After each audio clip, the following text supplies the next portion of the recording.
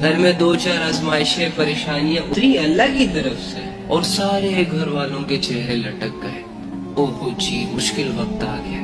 کیا مشکل وقت آیا؟ کیا ہو گیا؟ لا یکلف اللہ نفسا الا وسعها کی تفسیر ڈیفینیشن سمجھا نہیں اس آیت کو کہ اللہ کہہ رہا ہے کہ تم پر کوئی بوجھ نہیں ڈالوں گا جو تم اٹھا نہ سکو. میں نے کبھی بھی تمہیں کسی ایسی آزمائش کے حوالے نہیں کرنا کہ جس آزمائش سے تم نکل نہ سکو. کیا ہو گیا؟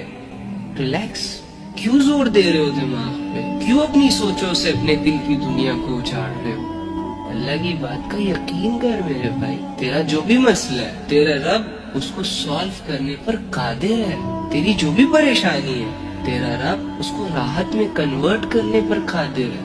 اتنا تو یقین کر. اور یقین کسی معجزے کا نام نہیں ہوتا, کسی جادو وادو کا نام نہیں ہوتا. جن کو اللہ پہ یقین ہوتا ہے نا ان کے اندر صبر ہوتا ہے. وہ اللہ کے فیصلوں پر راضی رہتے ہیں, واویلے نہیں مچاتے, جلد بازی نہیں کرتے, ریلیکس رہتے ہیں.